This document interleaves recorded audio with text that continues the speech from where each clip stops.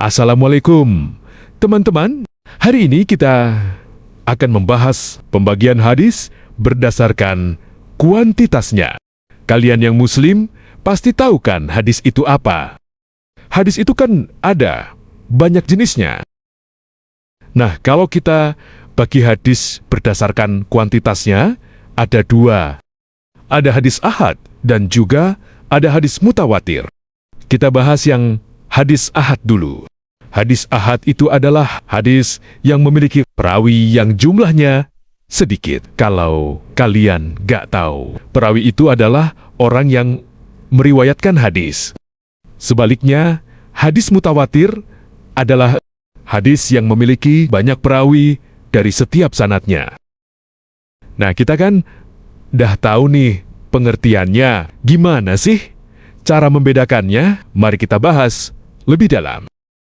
Dua hadis ini punya cirinya masing-masing. Hadis ahad cirinya yaitu perawinya yang sedikit, sehingga tidak memenuhi syarat mutawatir. Adapun syarat mutawatir juga merupakan ciri dari hadis mutawatir itu sendiri. Adapun cirinya ada 4. Yang pertama, perawinya banyak. Lalu dari semua perawi itu, sanad dari periwayatannya jelas, dan setiap perawi itu mustahil untuk berdusta. Yang terakhir, hadisnya berdasarkan panca indera, bukan hasil pemikiran dari perawinya sendiri. Nah, kita sekarang tahu cara membedakannya. Belum selesai. Sampai di situ, hadis ini memiliki jenisnya lagi. Mari kita bahas. Kita bahas jenis hadis ahad dulu. Ada 3 jenis hadis ahad.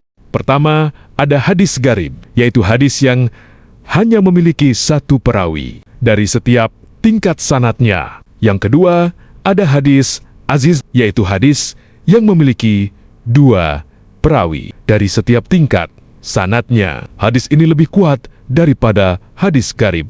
Yang ketiga, ada hadis masyhur. Hadis ini punya 3 perawi, walau tidak di setiap tingkat sanadnya. Hadis ini populer karena itu dia lebih kuat dari 2 jenis sebelumnya. Lanjut kita bahas jenis dari hadis mutawatir. Sama seperti hadis ahad, hadis mutawatir juga dibagi 3 jenis. Pertama, ada hadis mutawatir lafzi, yaitu hadis yang memiliki makna sama dari setiap perawinya. Maksudnya adalah setiap perawi sama dalam memaknai hadis. Yang kedua, ada hadis mutawatir maknawi, yaitu hadis yang berbeda antar perawinya. Perbedaannya ada pada lafaz atau maknanya, tetapi masih memiliki persamaan pada makna umum dari hadis tersebut. Lanjut ke jenis yang ketiga, yaitu hadis mutawatir amali, yaitu hadis yang sudah jelas diamalkan oleh Nabi dan oleh umat muslim hingga tidak ada keraguan dalam hadis ini. Apa kalian sudah paham tentang hadis ini? Oh ya, sebelum kita tutup, aku mau kasih contoh dari 2 hadis tadi. Ada hadis yang berbunyi, barang siapa berbohong mengatasnamakan Rasulullah, hendaklah dia bersiap-siap untuk menempati tempat duduknya di neraka. Hadis ini termasuk ke dalam hadis mutawatir. Tahu nggak kenapa? Jadi hadis ini diriwayatkan oleh 76 sahabat Nabi dan seluruhnya adalah orang yang tidak mungkin berdusta.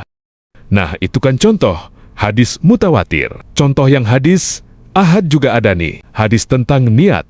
Bunyinya, sesungguhnya amalan-amalan itu hanyalah bergantung pada niatnya. Hadis ini hanya diriwayatkan oleh 1 orang di setiap tingkat sanadnya.